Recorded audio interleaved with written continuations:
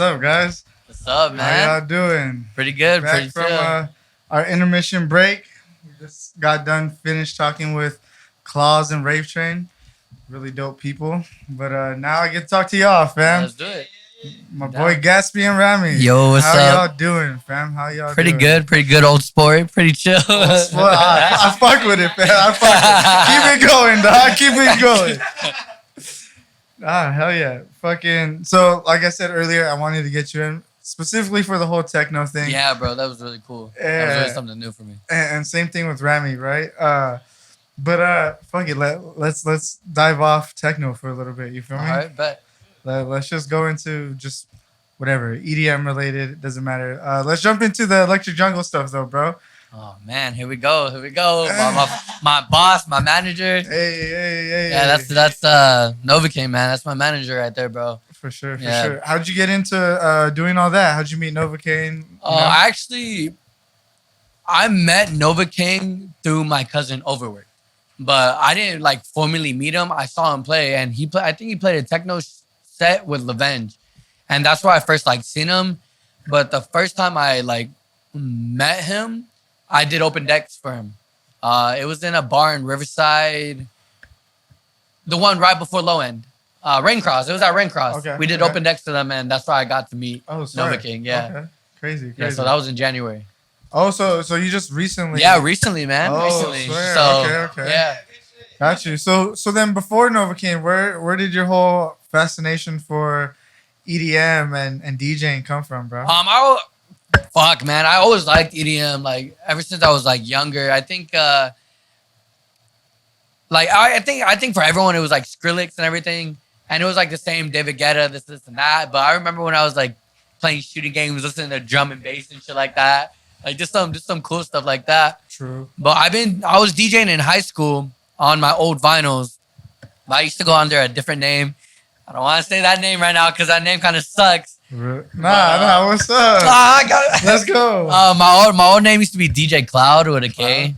Yeah, it was dope. whatever, you know.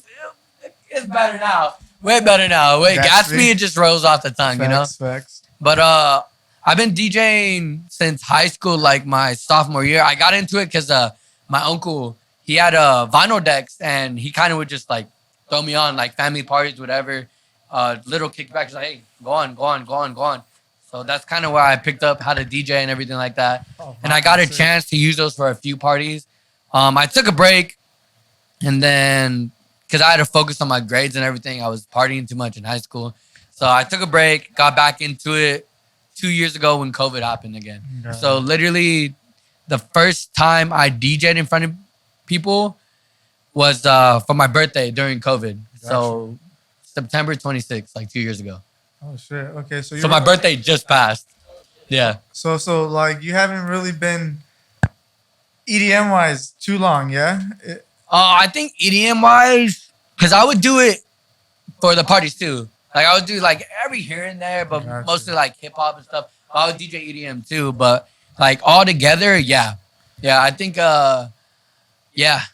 So because I started off with vinyl too. That's how Yeah. like I started DJing, doing house parties. I was high school, same thing. Yeah. Just hip hop all the way. That's was my introduction to like DJing, and then I listened to EDM music in high school, but like no one wanted to hear that at parties type shit. I don't think I never shied away from it. I think I always just like, I'm gonna play it. I mean, like I played like mainstream, like Yeah, Steve, David like Guetta okay, and yeah, shit the like pursuit that. of happiness and stuff like but that. I wasn't able to play like the track I had. I've always been listening to music like that. Dude, what the fuck is this? I'm like, you don't know.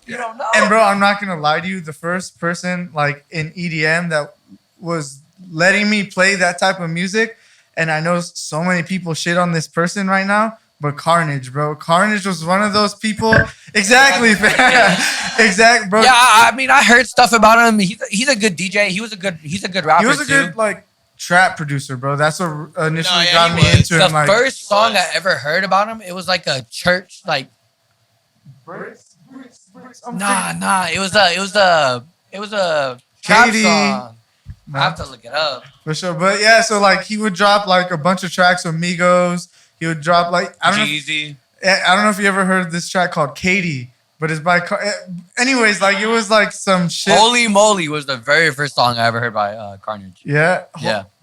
And bro, it was some dope trap, and like that's some things that I was kind of able to get away with. Yeah. Playing, especially in playing hip hop in San Bernardino and Moreno Valley, bro. Like it was. People, that's what people want. They're like, oh, like what is this? Like, where's this? Where's this? Where's the like function music? You know? Yeah. So like it was hard for me to really like DJ the music I liked. So it's interesting to see you kept DJing and didn't shy too much away from the type of EDM music you listen to and DJ now. You feel me? I was for a minute, like when I was getting back into DJing, I would do dubstep too, but I would do like house, like you know. But then I found my calling. I found UK bass. UK bass house is where I found it. Yeah. But what really got me into bass house was Habstrack. Habstrack was the like, I think. What song was it? Habstrack is a go, bro. I forgot what Habstrack song it is, but I found him. Then I found other DJs. Then one of my homies' friend, he actually introduced me to night bass. He introduced me to Wax Motif, AC Slater, a bunch of like night bass artists, and I just fucking fell in love with bass house and night bass just like that. Yeah, I feel like Habstrack played a big influence in a lot of the bass house music I listen to today, for sure. Yeah. Rami, real quick. I don't know if we ever touched on this. Did you initially start DJing just EDM music off the bat? I didn't even so when I first started the whole musical journey, I didn't even fucking DJ. I was learning how to produce music. So I started learning how to produce when I was around 16, 17. I was a student athlete at the time, so I wasn't really always like hungry for it. Yeah. It was just a hobby. It was just learning for fun type shit. And then I recently just started DJing during the pandemic. I picked up my first set of decks, and then from then on, I was like, okay, well, I just want to learn how to DJ. Let's see how this goes, you know. And sure enough, I loved it. I kept producing. After that, like the following year, you guys know that I dropped my introductory EP. And from that, EP, bro. Man, from then on, everything was just fucking history, dude. Honestly, and now I'm where I'm at now. For sure. See, like it's crazy because I'm pretty sure your introduction to EDM was definitely totally different than your introduction to, and totally different than my introduction, right? Yeah.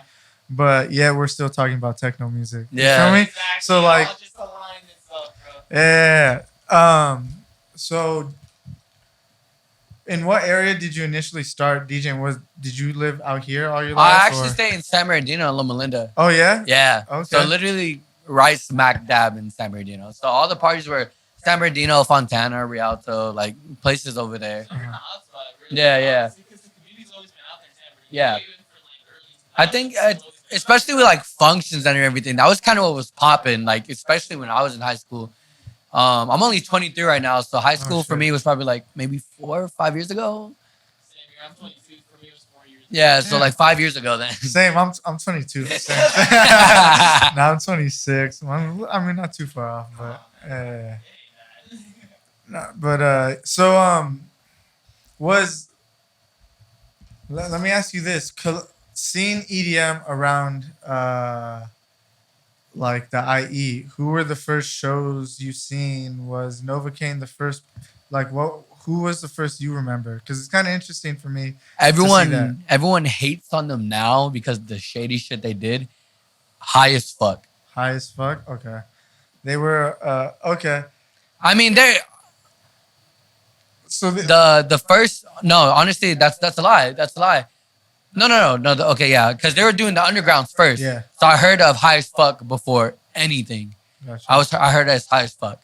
And then so those were the first shows you started going to, or what was that? Yeah, like? High as Fuck was the very first show I started going to, but then that was during COVID. There was also I think Social Desert was a really big thing during COVID. So you just recently.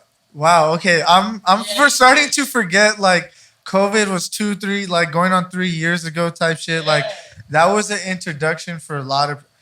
Wow. Okay. So my underground remedy stuff, started happening again, right? Yeah, so my very before COVID even happened, my very first rave was Escape 2018. And that's Before San everything Bernardino, popped up. too. That's- Yeah, so I went to Escape, I went to Dream State, went to Countdown, and I went to the last rave of Oh, 2019, shit. Crush, before everything shut down. Yeah. Dude, 'cause So, you know what's crazy? You literally got a taste of every type of like EDM. Yeah. Because, and and then it got cut off for you, Yeah, it got bro. cut off. And That's why I was like, you know what? I'm gonna pick this shit back up again. Like if ain't no one like honestly, I'm not gonna cap. Not a lot of people would take me serious because obviously like I was new to the scene. I got my decks, I got small decks. What held me back was getting a laptop again.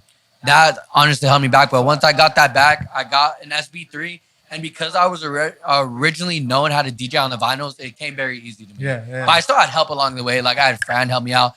I still like get help to this day when it comes to like CDJs and other like things. But it's always gonna be learning. yeah, it's always learning. Yeah. But like now, like when people like, it takes me 2 or 3 times just to hop on it, and then I get it down like that. Got you. Yeah. Damn. So like I said, everything was happening for you. It got taken away, and then you got to see these dope. Because honestly, we didn't have like the social desert you're talking about. All of these collectives that started throwing their events during COVID, we didn't have that one all like before COVID, bro. None of that was really a big popping thing. So everything you saw social desert wise, like that Ice was fuck and everything like that. those were kind of like new things, but like popping underground. Yeah, things. they're going off, bro. They're doing their thing, and like I said, I would submit my mixes to some of their DJs, and it would take a minute, but the first show, oh no, I used to DJ with this other kid, anyways, but I got a few shows. My first show, because I'm not counting my birthday. Okay. I threw that party myself, you know. Now that Like, counts.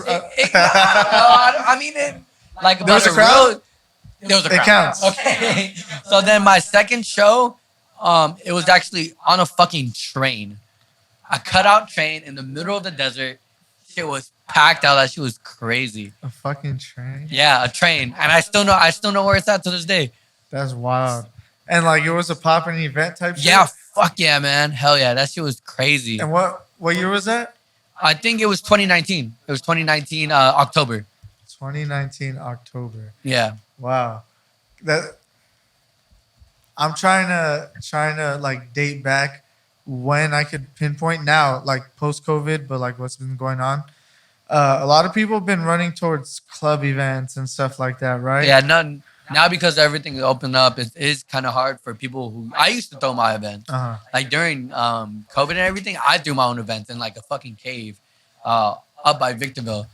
And those were pretty successful. I got to collab with Shadow Events. I don't know if you heard of them. They're like a dubstep people. So I collabed with them.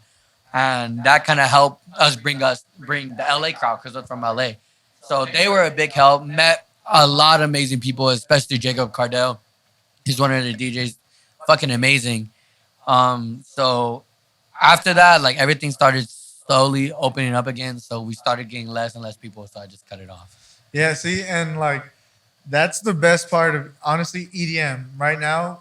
I feel like another reason we talked about techno today is because a lot of people are starting to like more of that underground feel when it comes to music. And right now, you're not getting that in EDM. The most underground you'll get is San Diego, the Renegade. Yeah, but like it's not a lot. It's not even an underground vibe. It's not like they try to portray it as one, but it really isn't one at all, honestly.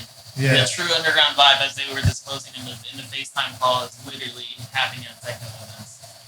For sure. And what do you think it's going to take for people to do more of those events and stop doing like these? Because look, like clubs? Yeah, because as much as I like the club environment, bro, it's still the club environment. Yeah. You feel me? Like that's not what honestly EDM with clubs feel it's should a hit be. Or miss. Yeah, it's honestly a hit or miss because like you're still dealing with the club aspect of everything. Yeah. You know. You're still gonna have to bring. Oh, if you don't bring this amount of people, you're not like stuff like that. Like there was shows when I DJ for clubs or undergrounds when I would open up and there was like 5 people there, but later out through the night it would be like packed out. And then like I went from opening to like good spots, you know. But honestly, let's hope it doesn't happen. But if another pandemic happens, I think it will pop again. Honestly, or even more warehouse things, bro. Like yeah, honestly, warehouse. We need to do. I don't see a lot of warehouse techno events. the more warehouse. I don't want to say I don't see a lot of them because they're happening, but in LA. Yeah, LA. like lick and dip. Exactly, lick and dip. Were you out there when Animal DJ'd? I want to say I seen you. I DJ'd for lick and dip twice. Did you DJ like a couple weeks ago? A few weeks ago? No, I've been no, I haven't. No, okay, maybe I was thinking of someone else because someone dropped Bass House and like I guess they weren't. Was that me? Because I guess they weren't supposed to drop Bass House and I don't know, but like they did it. Was it in their warehouse? It was in their warehouse, like the small one, right? Yeah. Oh shit! Wait, it wasn't a couple weeks ago. I think it was. Was it like maybe a month? Was it a couple weeks or ago? a month ago or something? Yeah, it was. Maybe something like that. Yeah. It was in that little alleyway, and then there's a little small warehouse. Yeah. And they have like weird stuff, like they had like arcades. Do they have like little arcade games in the back, a pool table in there? Oh no! That's Revenge. That's Revenge. Yeah, I did open decks for him, but yeah. Okay. That was Revenge. Maybe I'm thinking of something. Yeah, because I seen Animal at Lick and Dip, and I could have swore you were the one, but I guess I'm tripping. I don't know. It was probably House Call or DM because they played Bass House too, I believe. Okay, yeah, because I remember them saying like it was strictly like techno, like not like house, not bass, nothing bass house. So they wanted more just the house vibe. And the homeboy before dropped Bass House. And maybe it was just the blonde hair at the top, bro. Yeah. Maybe that could have been it. And then Bass House, and I was like, I think that's it. And, oh shit! So I'll take the credit. No, nah, but yeah. So like that warehouse vibes is I see more of that out there, LA. I don't know. That's me. Yeah, honestly, like, LA takes the mantle, like the fucking like the throne. Yeah. Basically, when it comes to underground shows, I do see a lot. Like Blind Tigers does their thing. Lick and Dip, Levin does his thing. Even our group, Nova King, we do our own things at Catch One, or we try other things. So let me ask, what would you consider the Airbnb, the after party thing? Honestly, I don't know, because like some people call it underground, but it's like debatable, you know? Because like, what is it? Do you like the term underground? I love underground, okay. But it's complicated. It's complicated because there's underground, then there's the attic. I'm not saying I'm fucking like the attic or anything, but I would say I'm not. My foot's in the underground still. Gotcha. I'll always have love for the underground because that's where I started DJing, you know. But I think that I've done enough to not be up there, but like I have one foot in, one foot out. But I don't care if my foot's still underground. If people consider me underground, I would not take no hate, no nothing, because I love that. But would you consider like the Electric Jungle events like underground? Like how would you categorize that? Because look, when I went, the first time I went there was maybe a week or 2 weeks before I seen your set, and when I walked back there, bro, I wasn't expecting what the fuck I saw. Like I was like, whoa. We had to this stop is crazy. that. We had to stop that though. There was a lot of people in there, so we're cutting down on that. But the environment in general, bro, it was cool. Like you guys have a the people are really cool. You know? Yeah, like I don't know man, I think it's in the middle, you know, because like some people call it underground, and some people don't think it's underground because it's literally right there by the rave. And when we throw our Catch One events, I don't think it's underground either because we're at the club, you know. We're at Mezcal, we're at the like low end. I don't think it's kind of a hit or miss. It's kind of hit. What do you think? So, because it's honestly, I I like the term underground, but I'm not gonna lie, I like putting pride on we're the underground. This is what we are. Like, you feel me? Like, I consider what low end does the underground, bro. Like, I understand. Like, it might seem like they're dipping into. You know, well, okay, that's crazy. You don't see it like that. I mean, it's like because like weird. I see them like they're doing their shit, like they're getting the work done. You know, like, but that's what the underground too is. So that's what I'm saying. It's like kind of in the middle. Like, it's really interesting to see all these collectives that were underground to see them play at clubs now. So that's what I'm saying. The transition? Yeah, I think it's like here and there. You know. Yeah, nah. It's confusing. It really is. But like that's how I see it. Like look at them now. Look how like amazing they're doing. Look how, like I said, look how low end is doing. Look how the Electric Jungle's doing. Like they're doing really good when it comes to that. Like, so it's kind of hard. Yeah. So like, I say that because I have talks with Carlos and stuff like that about low end sometimes, and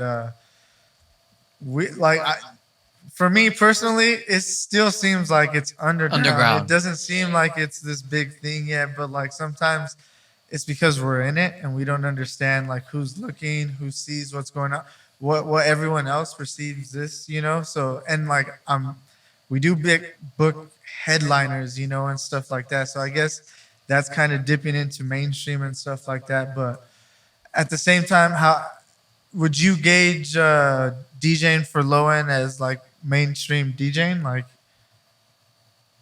or even like getting a gig for Electric Jungle, like I think, well, when it comes to like being able to DJ for them, like I take that as any honor as I can get. Like the fact that you're like inviting me out to come play with you is like a really big honor. Like it means a lot to me.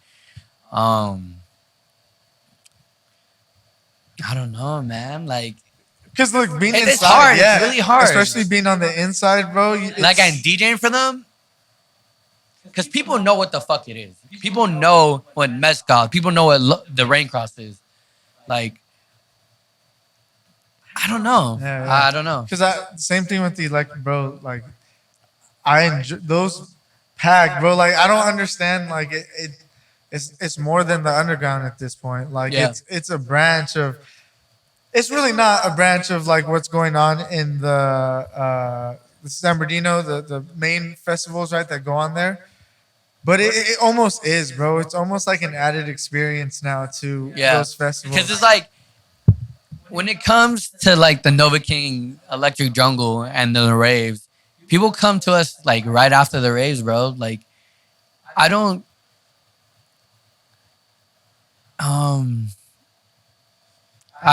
I don't know. What do you think, Grammy? Like, how do you? Yeah, what do you think? Have you been to Electric Jungle? I haven't been to Electric Jungle yet, but you need to go. But I've only really been to like 2 events out here locally, which is Low End and Retrospect, and I've also played for both of them. Oh, Retrospect's doing their shit too, bro. Yeah. They're getting there. I don't know, man.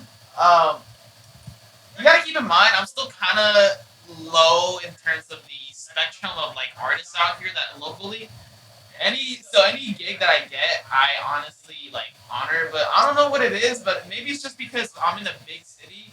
But every time I play at Low End, I feel like obviously it's still gonna be underground, but I feel like more of an honor when I play at Low End because you're really representing the community out here in Riverside, and I feel like it has been time for Riverside to get its own community, and they're giving that. Out there. I think that's what it is. The cities. Yeah. The cities is what makes you feel like it's not underground. Yeah. So I think that's kind of. Yeah. Because when I play I played in almost every club in Riverside. I played at Downtown Experiment. I played at Mezcal. I played for Rain Cross. I played for Low End. I haven't played for the glass one, the one right there across the street from where they used to throw the UBL events. Oh yeah. What is it called? It's a gay bar, right? The one across? No, yeah, I think every week every day there's like it's a different theme or something like that. Yeah. You know what I'm talking about, yeah, though, right? I know what you're talking about. I know exactly what you're talking about. Where they have the windows right open and the bums are just fucking dancing outside and Yeah, shit. oh, the one right next to Yeah, right next no, to it. yeah, I think that one might be a game. Yeah. Pixel. It's called Yeah, Pixel. Yeah. No, not Pixel. No? No. Okay. The one right there on the corner of the street. I forgot what it's called, man. I don't know. Worthington's? I think it's called Worthington. It was Worthington's. Okay, the one next to it's a gay bar. Worthington's isn't. Yeah, okay, yeah. There you go. Worthington. Yeah, for sure. I haven't played there yet. I want to. It's That, a cool that looks place. like a nice spot. It's very Latin based. Yeah. I can throw down a Latin tech house There you go. shit. There you go. Yeah. No, so, okay. So I'm glad to know now that location plays a big part in everything. Yeah. So like, I think Riverside is just like a really good city. Because like, I wouldn't say, would you consider it like in the middle of everything? Riverside? I mean, And I'd say Riverside is the last city before leaving. Yeah, before hitting Palm Springs. And Palm Springs is even like, it's popping too. They have that pool party that they do every oh yeah, year. that's Splash true. House, right? Splash House, yeah. I never- It's a pretty big I order. never Yeah, been nah, to an event in Palm Springs yet. My little sister went to Splash House. She said that shit was fire as fuck. Nah, It's bro, I it's went in a to- bunch of like, I guess it's in a bunch of small or different hotels, right? Can join together. Yeah. And then it's fun. And you get a shuttle to whatever hotel, and each hotel has a different set of DJs and stuff like that. And I heard Sounds it's really cool. Yeah, I heard it's dope as fuck. My sister's, and I guess it's over like a couple weekends, right, or something like that. Yeah, I heard it's God fucking damn. lit. But yeah, so Riverside is the last big city before getting there, and then that's it, you know. So that's, well, I don't know. Is Palm Springs still considered IE? I Is it? think it is because whatchamacallit, I know, like, so I've been to Coachella a couple times already, and every time I'm out there, Riverside County PD's out there. Oh, okay. for real? County Sheriff's out there. So Oh, I'm okay. pretty sure Yeah. they're still considered DIE.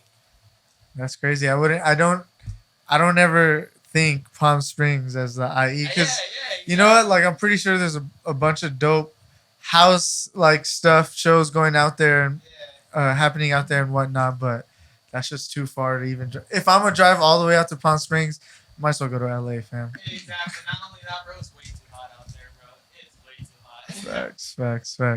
Facts. So do you just produce? I DJ. Well, I DJ and produce. I mean, DJ. My bad. I produce. Well, yeah. I Okay. actually just dropped my first song. It's called Sinner. I'm on Sinner. Apple Music, Spotify, Hey. SoundCloud. Just dropped it. I'm actually really proud of it. I go to. Well, yeah. Okay, that's yeah. I'm a producer too. Yeah, for sure. What do you produce off of? Ableton. You gotta go. No, I'm just kidding. Yeah, Fruity Loop. Of course. FL. Oh wait, yeah. yeah. I do Ableton. Nova King also offers us like he has FL, so he offers us DJs like, oh, if you guys need help producing. He helps us with that, I and did that's see another that. thing he does. That's really dope. So like when it comes down to him being a manager, he's a manager. Okay. Oh, sick. I didn't even. Got it. So who's all a part of the whole Electric Jungle right now? Shit. I'm gonna take a leap up Go ahead. here. Damn, you're gonna make me pull out the list. Okay, Let's do so it. off the top of my head, it's myself, Gatsby, Persona, Nova King, Supreme, Impulse, Gonzo, D-Lo, Playboy Flames, Mr. Specs, David Zykes, Andre. He's Hey, shout out. yeah, Andre. Shout out Andre, that multi-format DJ, fucking amazing. Thanks. There's B12, Danny Phantom, Kanaki. Okay, so it's a lot of you. Yeah, it's a There's lot of us. you. It's a lot of us, man. It's a lot of us. Got you. And so, do you guys like all do like production days or like? We have our day. We have our days. Like there's days where we have our TikTok days. Like we get Oh, together. sorry. We plan TikToks for other people in the community. Honestly, it's like a big family, bro. When it comes to the Electric Jungle, we really take that like serious. Like even though I just joined, it feels like a family. It doesn't just feel like hey, what are you doing? Like this and that. Like I really feel like I'm a part of something bigger when it comes to that. Yeah, I'm really liking the whole community that he's getting, and then all the DJs and producers. The fact that he's offering the, hey, if you guys really want to learn how to produce, I got you guys. Like, He even helps us with social media. But yeah, he helps us with TikToks. We have production days. We have producing days. We even have meetings on like what we can do better for the Electro Jungle for the next event to make our event safer. What to do to like provide, and we ask people, what do you think we should do better? Like what can help? We do a lot. so this is a topic that me and Carlos kind of touched on. We talked about collectives and the benefits of being in a collective. For you, what do you think like the biggest benefit is being in a collective like that? Especially a collective as big as that. I think, like I said, when it comes down to like family and everything, everyone's there. Everyone in that group gets along. We're not only just DJs, there's promoters too, and there's dancers. And not one single one of us, we do not like not get along with someone else. We all get along. Like we hang out, we go get food with each other. We ask tips, we ask DJ tips, we go to each other's houses so what we can learn. Like I said, it's just honestly a big family. And I think that's kind of what separates us from other events. I know maybe other events collectives do that, not that I know of. It's not that. Yeah, so we don't just do DJing. We don't do that. We hang out. We go. We all mobs to a movie theater and we watch the Multiverse of Madness, Hey. Doctor Strange. The whole group mobs. We took up like the whole front row, but like it's really bigger than that.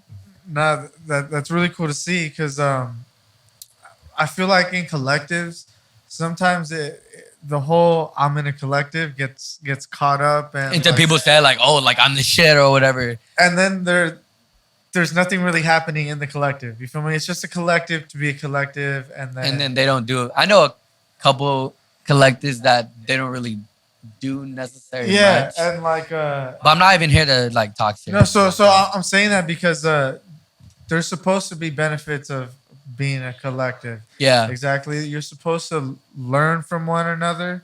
You're supposed to Support each other, help each other. exactly, like marketing tips, all that. Because if you're just doing it to say I'm next to this person, like there's no benefit of it. Yeah, bro. Honestly, because we did our open house meeting, and he even said it there. If you're here just to get a gig, this is not for you. Because we're honestly, like I said, we're a family. That's right. You guys did have an open meeting, right? Yeah, and then we have another open house meeting. So if any DJs, promoters, or dancers want to come, I think we have another one in 2 weeks.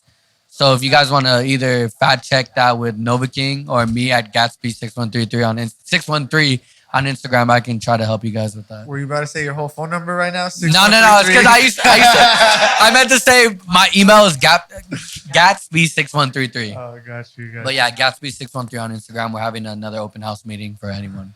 So even if you want to come down, bro, like we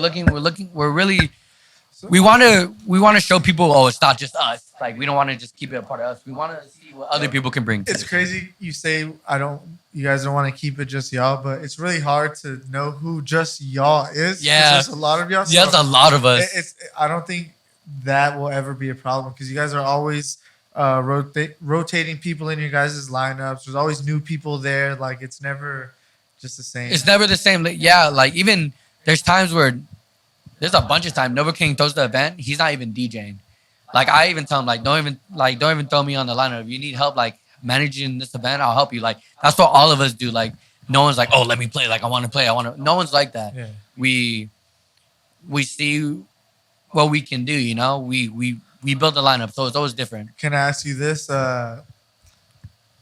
Is there butting heads a lot? Because I know like with a lot of and not negative, but like good, positive, like, oh, I like this idea, but this idea, and it's really Oh yeah. We don't shy away from that. Not at all. Like if we think that something doesn't sound good, we say it because we're not gonna be like, oh, we're not yes men, you know? None of us are fucking yes men. So that's why so if someone says, oh, I like this idea, no one's like, oh yeah, let's go along with that. We talk about it. We all come to agreement and see what's better. We not bump heads like you said, but we give other ideas. Honestly, what you're describing is communication. Yeah, we Like, communicate. good That's what communication. we communicate with one another. Got you. So like, yeah, That's there key. we I feel like yeah we're that's not yes key, men. bro. We're not yes men. We say what's on our mind. We tell each other what could be better or what we should do better. So yeah, Got you. Rami, let me ask you this. Have you ever been, I don't think you had, not from my knowledge, but have you ever been part of like an actual collective before? Nah, I've just been doing it solo this whole time. Not in a collective sense, but I am in touch with a lot of people on through Discord servers. Got you. So it's always me chopping it up with my other producer buddies, DJ buddies, just swapping ideas or just literally just communicating in general. But haven't really been in a. So from the outside looking in, because I know you look into a bunch of different collectives, what do you see is the most beneficial part about being in a collective? Honestly, it may just be that they just keep you busy. It's always just having that fresh pair of ears for your song, or just wanting to talk, just hanging out with somebody, or just trying to get tips and just helping each other grow together. You know, that's really that part. That's really what I believe a collective is. If you're not doing that, and if you're not making moves, not just for yourself but for each other, there's no collective. I like how you. It's crazy because you summed it up so well for someone that's not in a collective. Yeah.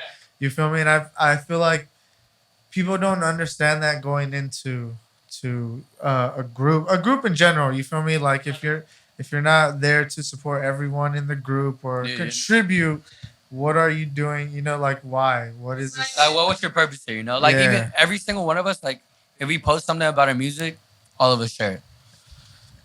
And that's how it should be, bro. Yeah, that's how it is, and like I appreciate that from them.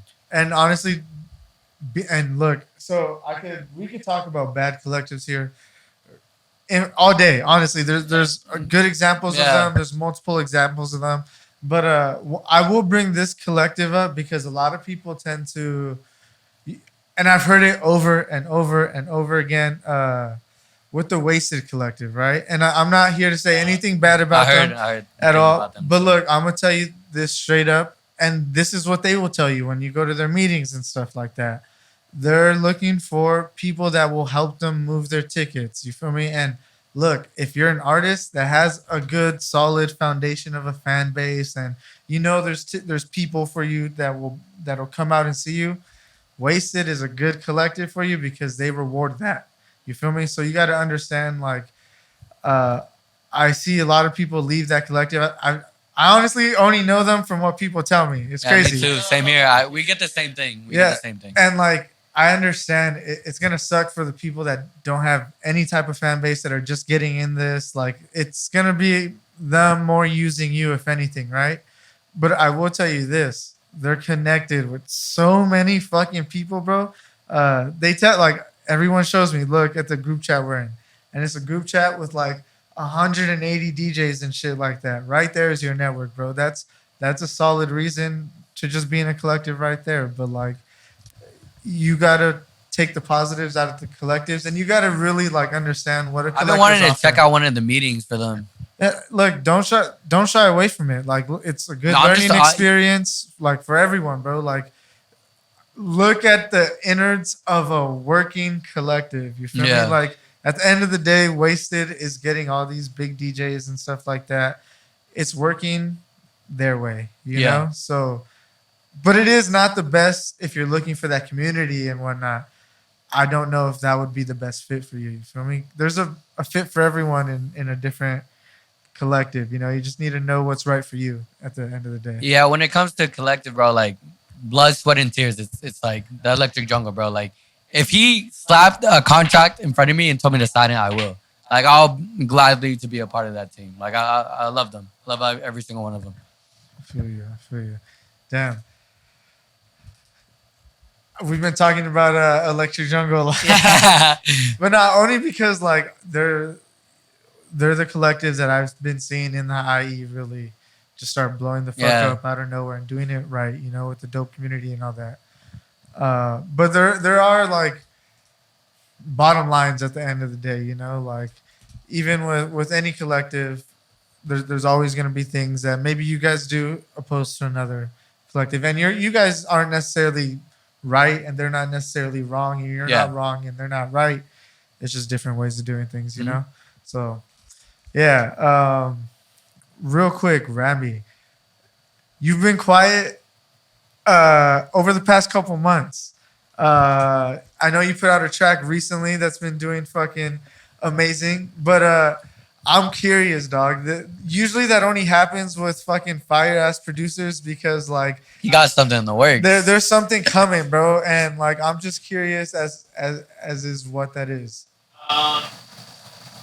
Well, if you follow me on socials, I kind of there's a two-parter to this. One part is that what you mentioned. I'll get to that in a minute, but mostly it was just due to personal life getting into the way. Not really supposed to disclose a lot of this because just due to privacy with my moms and shit. But I will say this. This might stun people because of my age and shit, but I've actually been looking into buying a house. So just Let's saving go. money and all that shit. But not only that though, it's my mom and I are gonna buy together. I haven't really talked to a lot of people about my past, but my mom and I did do a lot together. I'm not gonna go into specifics, but I've always been that type of person. I'm pretty sure you see it too. That whoever's in my circle, I will ride with them, and I will literally like lay my ass out for you, honestly.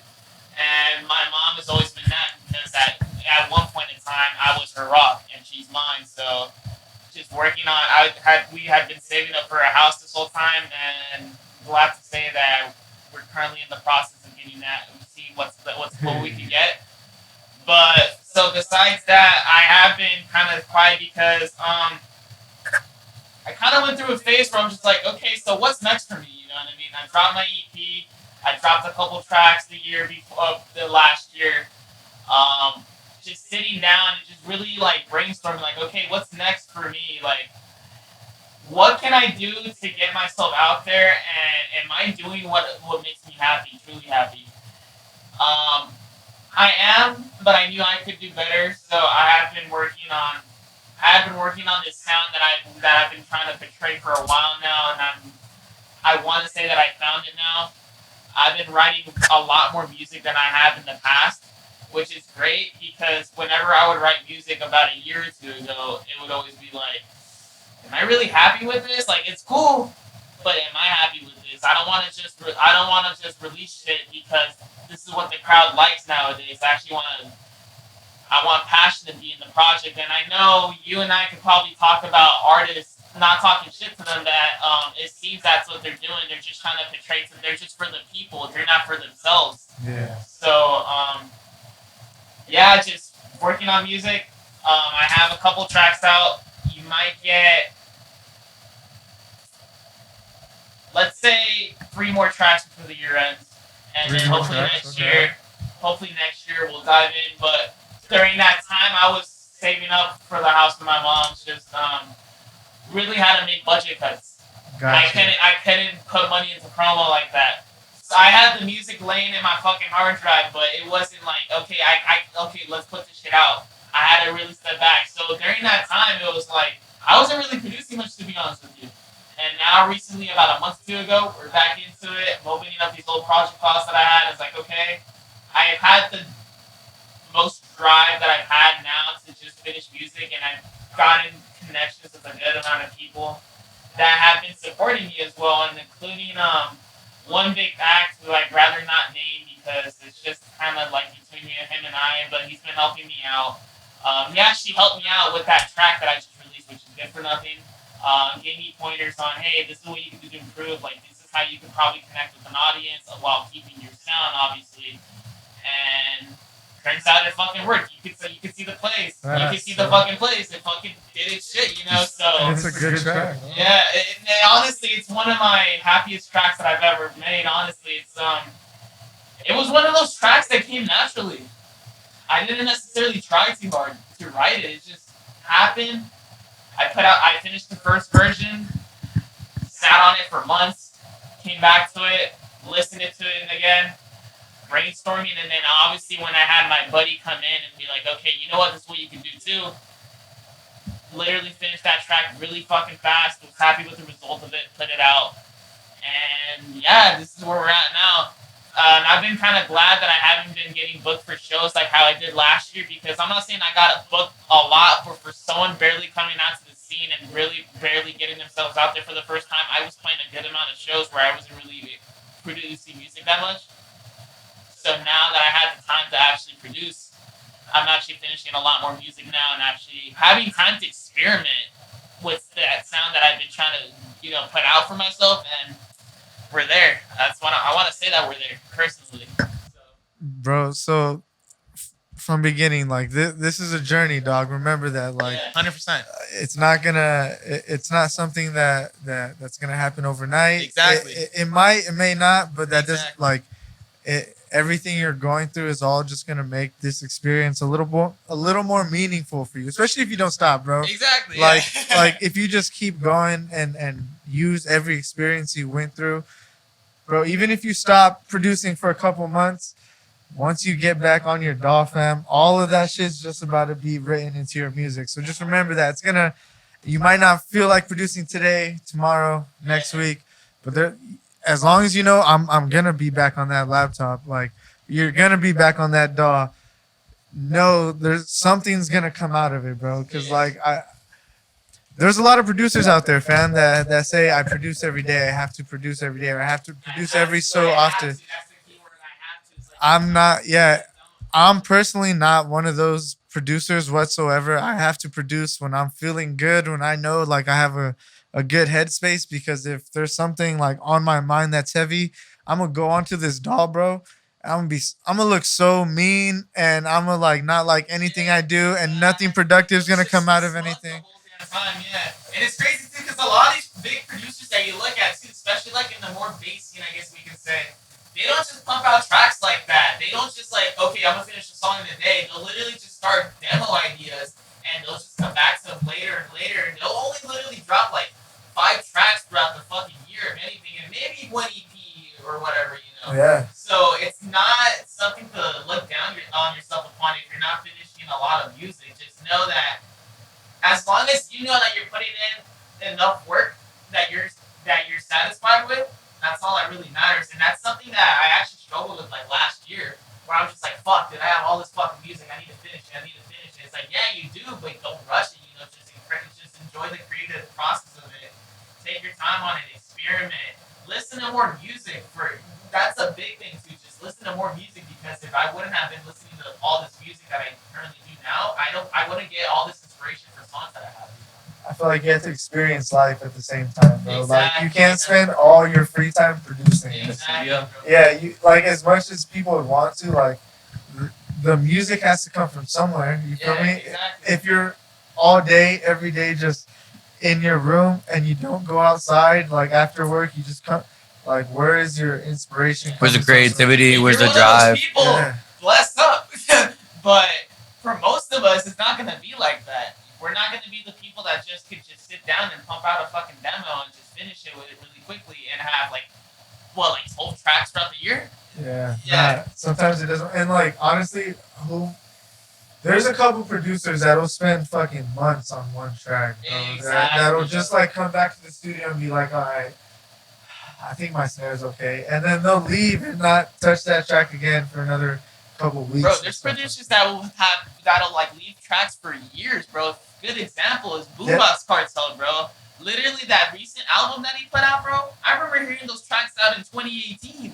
And now he's barely. Releasing them, and even then, like, yeah, there were fine and stuff, but it just shows that just take your time with shit, honestly, dude. And I have my buddy too, the anonymous guy. I'm not gonna name. I'll probably name him off the stream, but off the recording. But he's even taking his time on his project too, because he's currently working on an album, and this album was supposed to come out about last year, but it didn't happen because he actually was ready to submit it, and then he thought to himself, he was just like, you know what?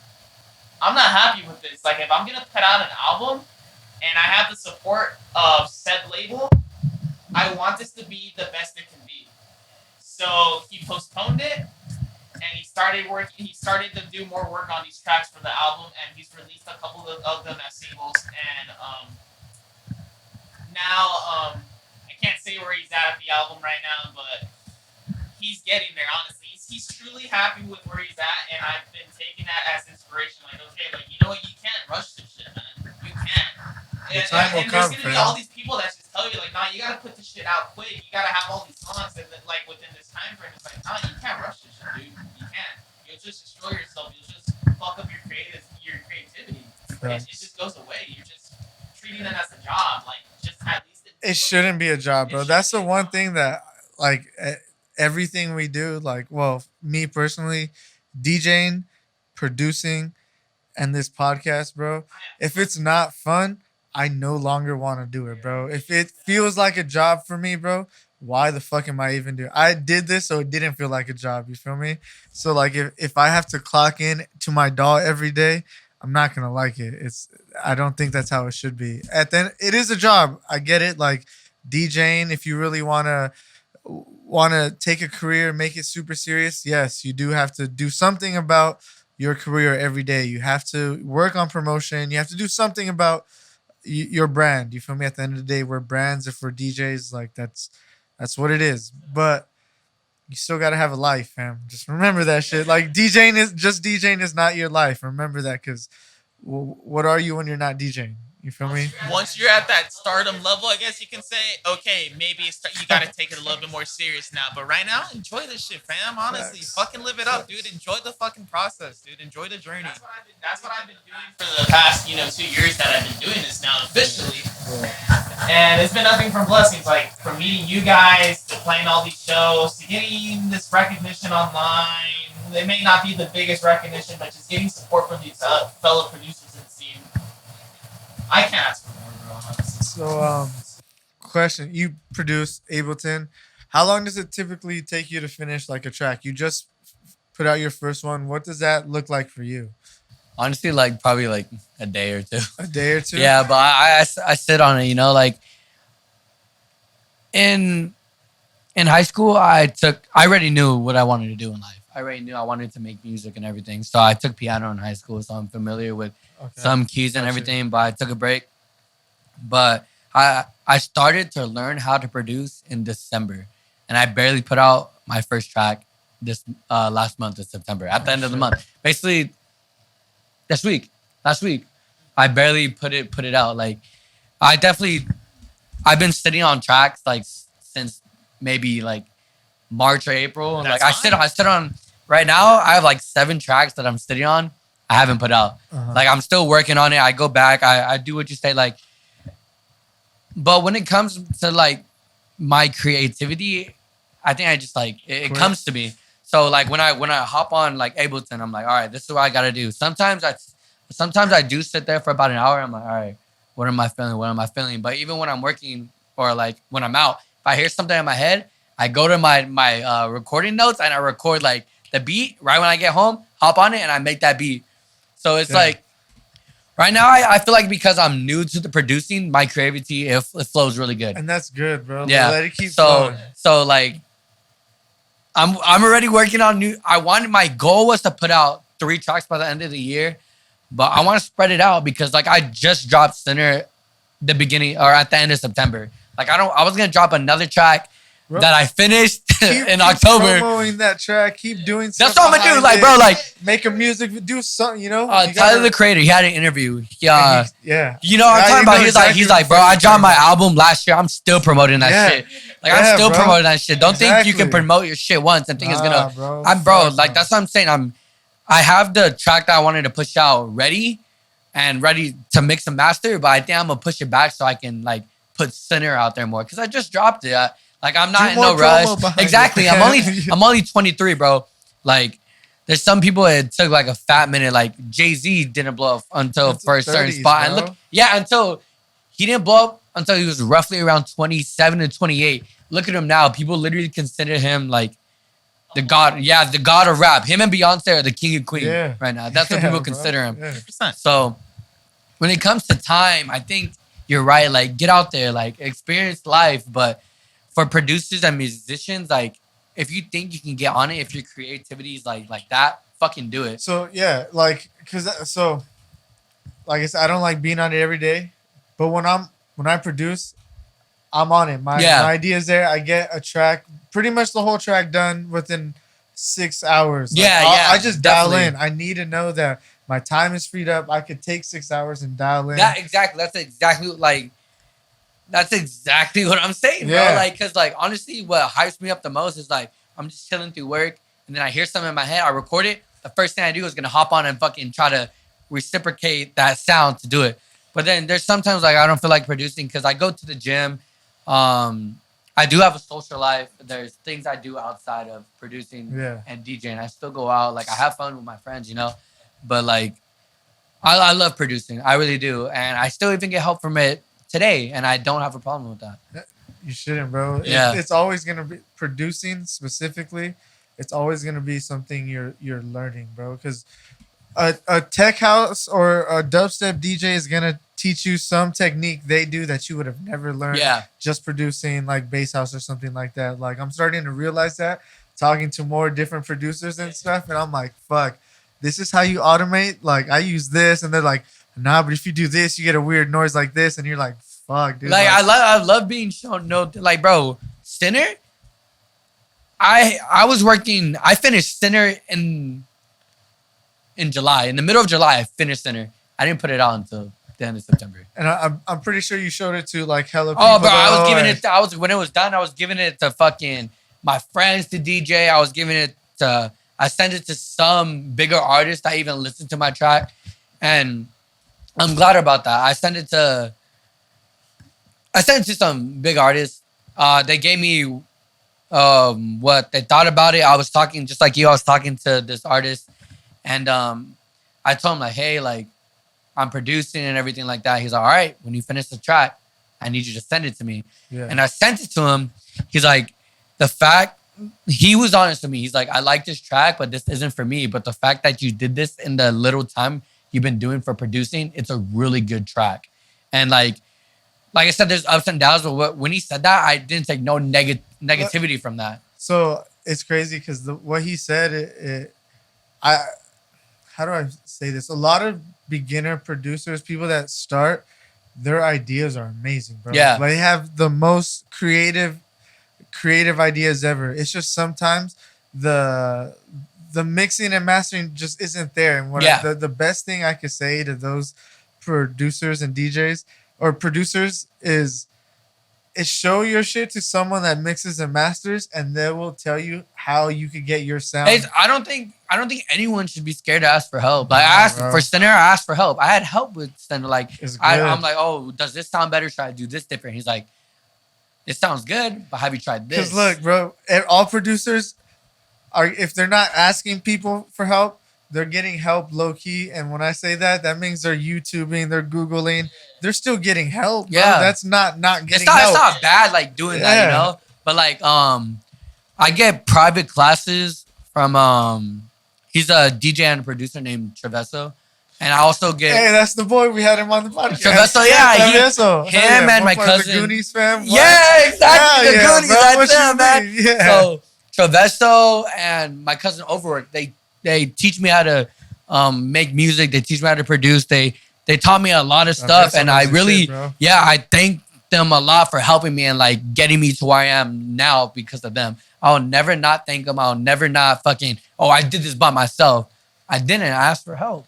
It's not like, okay. It's not bad. Watch this, bro, because this is only a producer thing that I got to do it by like an EDM producer thing is I got to do this. When it comes to like R&B, there's any other genre, bro. Like R&B, like, this motherfucker has Ghostwriter. Fuck him. Bro, like in a band, dog, the guitarist isn't playing the drums, isn't singing, bro. Yeah. Like it's all collaborative, bro. That's what music is. It's be collaborative. And that's one thing that EDM producers kind of like got stuck in their head but I'm doing it myself. You're only doing it yourself because you don't know how to do it in a band, fam. So just remember that. Like you're doing it yourself because you got a laptop now. Yeah. Dog.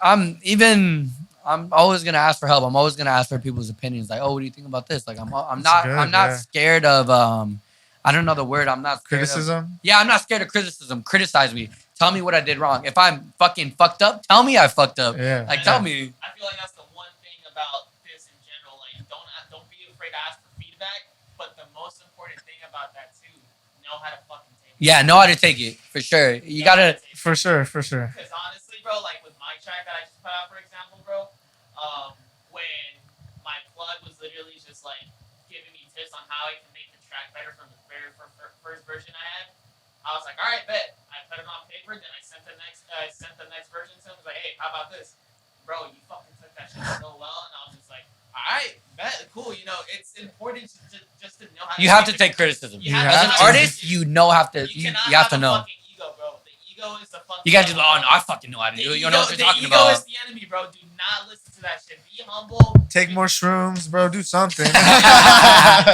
Bro, don't be afraid of perspective, dude. Because perspective is like one of the things in life that is always needed. Bro, Facts. honestly. Facts. Yeah, and that's one thing I feel like all beginner produce.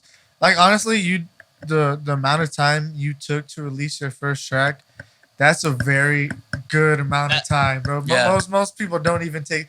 Most people after a They month, make it and maybe, they put it out. Yeah, bro, and like That's I fell cool into too, that, though. bro. That's cool too, though. Because I started my senior year in high school producing, and I wasn't even producing EDM at the time. I was producing hip hop beats. So like as soon as I made my first little kick drum, I put that shit out, bro.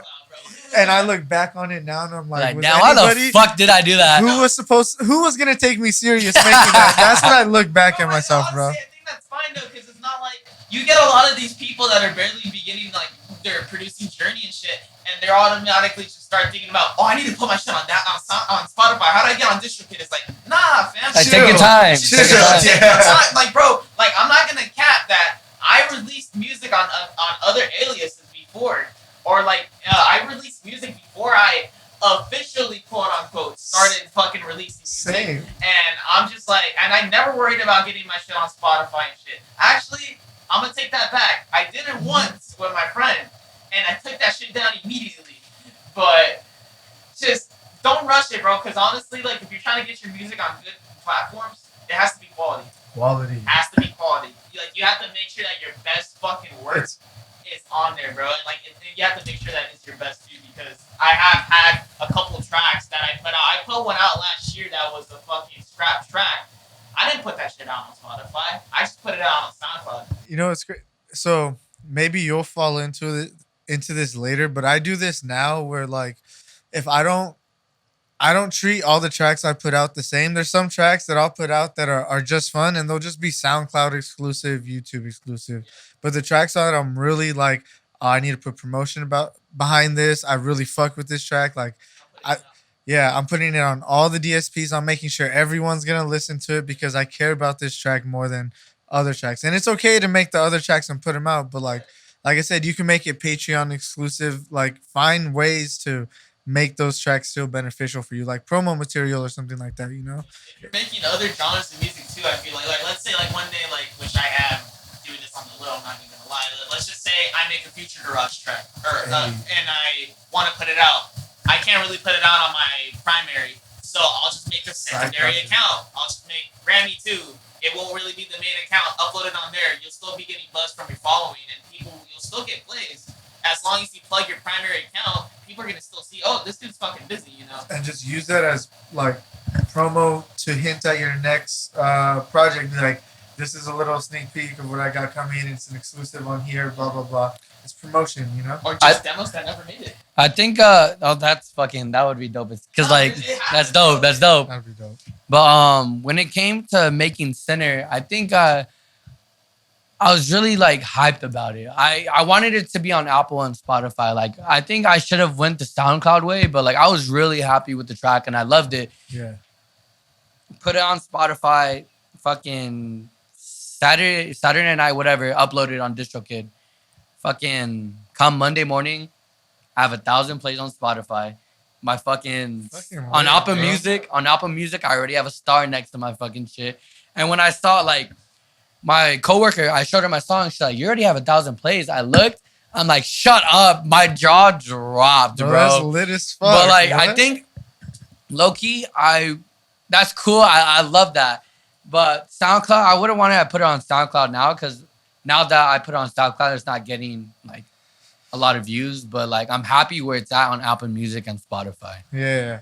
So under SoundCloud is a whole different beast than Yeah. What like? Okay. So when it comes to like music, do you have to put hashtags or what do you do? Nah, I don't put no hashtags. Because I personally put as many tags as I can. Really? I personally like to relate to the track. relate to the I've track, never yeah. put it. That's crazy. I put house. I just put And both hashtag the bass. tags work. Oh, you mean okay? I put just like to label my track, but I don't put any more. That's crazy. So you know how you have the, like. You know what? I Oh, what always genre skip this over it. is? And Yeah. then you have your additional Tags. tags. I try to fill them up Oh, with shit. what connects to the track as much as possible. Yeah, I put on my I put out a 20-minute mix and I just put hashtag house.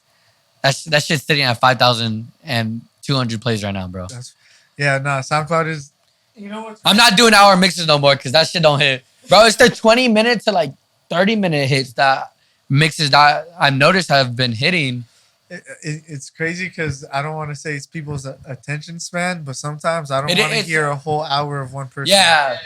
You know? Yeah, because that's how long, if you think about it, that's how long someone's in the car for. Yeah. You know, like 20, 15 minutes and like that's the mix. If it's like a mix that you did for like a magazine or a website or some shit, then all right, put it out. You know, they'll probably put it out on their channel, but promote that shit. You know, just repost it on your page. Be like, hey, this is my new mix. Yeah, ever since I dropped Center, I've been promoting You it. know, yeah, I necessarily personally don't think that it's a good idea to just put mixes out on your like personal on your like primary page like that. I think that's a no go. Put it on your secondary page if anything. Secondary page? Unless it's like a pretty important set, put it on your first page. So Wait, what do you mean by first and second pages? So I know some people have like Two SoundClouds? yeah, some Yeah. people Oh, have two shit, really? SoundClouds. They'll Yeah. have their main. So let's just say Slander has their fucking primary page, and then they have this one. They have Slander too.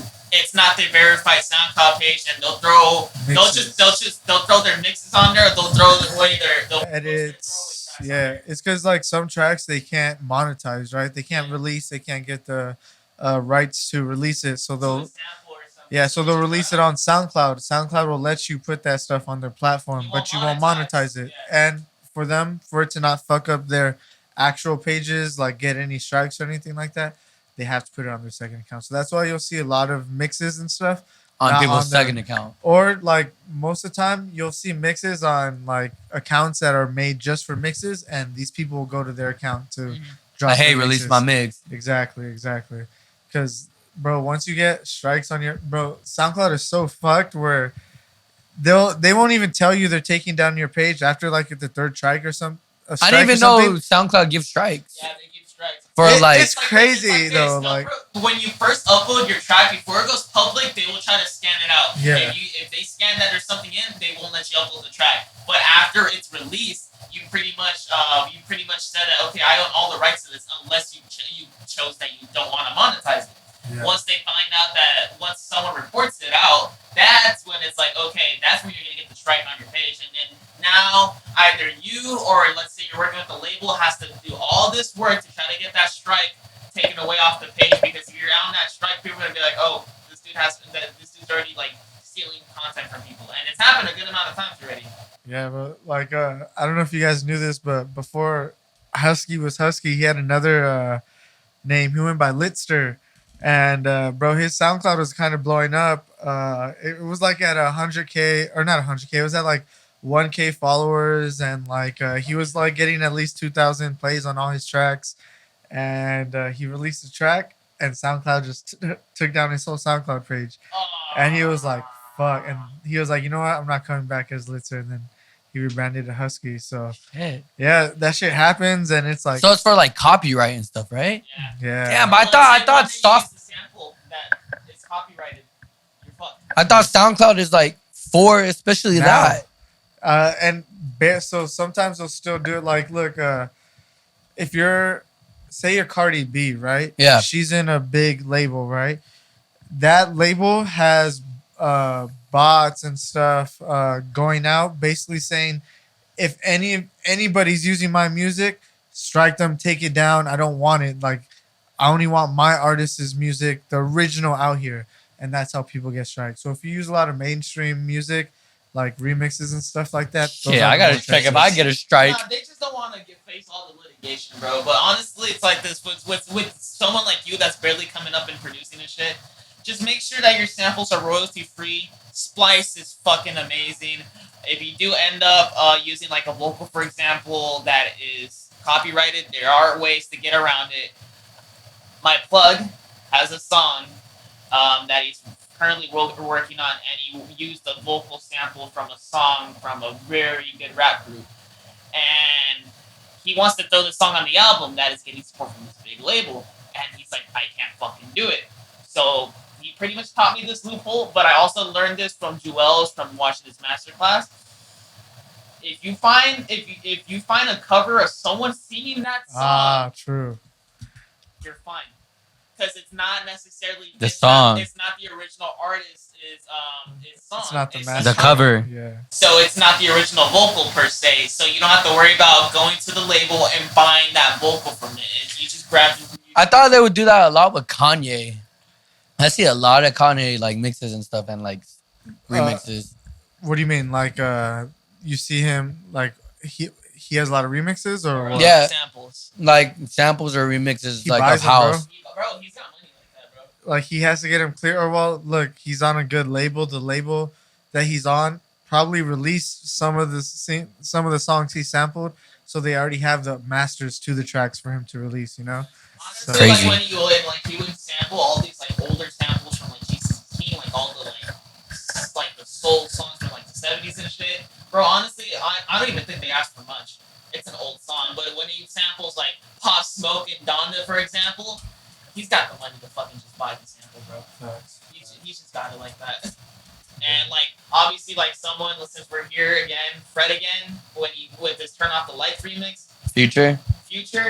you know why he got that fucking that whole song cleared? Because he made the original song, I think. Oh shit. So it was just an email away from him just being like, "Yo, can I release this?" Yeah, just put And Future, but they said just put Future's name on it. Did they? Yeah.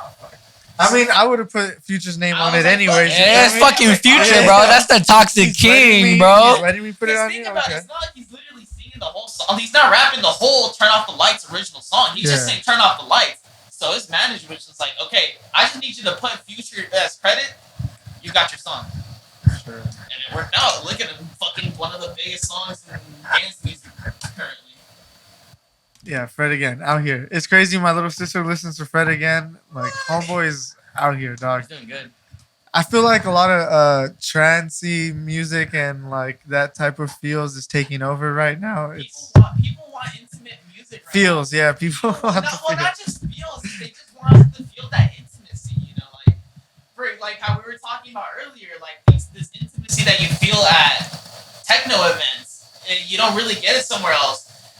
Like these events like Brownies and Lemonade and shit like that, where it's just like these shows that are like just thrown in sweat boxes, bro. Like it's There you go, the sweat intimacy, boxes. bro. Yeah. It's the intimacy. That's what people want. They want to feel something. What's that show going? The New Year's Eve show going on in San Diego.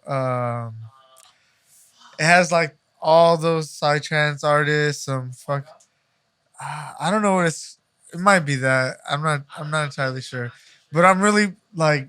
Usually every New Year's I try to go hard. I go to like hard events, stuff like that. I think this year I'm gonna cool it, go to one of those events and see what it's about. Cause One of the techno events? Or? like psytrance trance events, cause Yeah.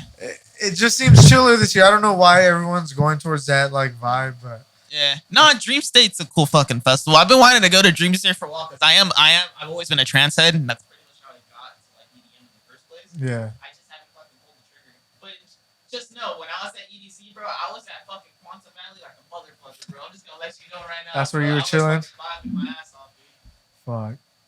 Damn, hell yeah, bro. Well, fuck, we've been going for how long? I think it's 10, bro. An hour and 17 minutes, bro. Bro. It's been a while. I appreciate you guys for coming through, fam. This is Yeah, man. Thanks for having me, man. This is great. nah, this is bro. cool. Of course, I'd love to have you guys back sometime. I'm ready. Want to do some more? You haven't seen our so we do other episodes called Guess That Tempo. I'm down. Throw me on. We make you guest tempos, bro. You feel me? So we'll probably have to get you back for that with Carlos and everything. I'm down. So be expecting that for sure. I bet. But yeah, thank you guys for coming through, talking techno with me, guys, because it's a genre that I'm barely getting into like you, but you're fucking miles ahead of me at this point, you know?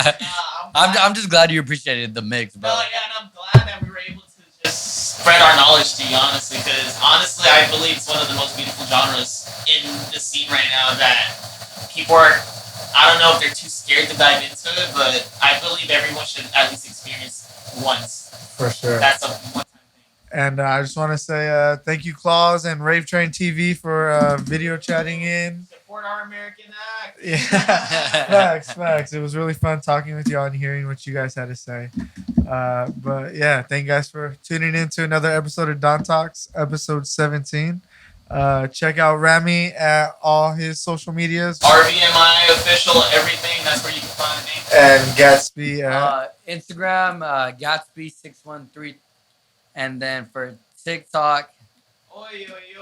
That's square one. Well, we got it. Get your handles together. Gatsby Films on Gatsby TikTok. Films, for sure. Go check them out. Dope ass DJs, producers, and go check out all my music I've had out and dropping.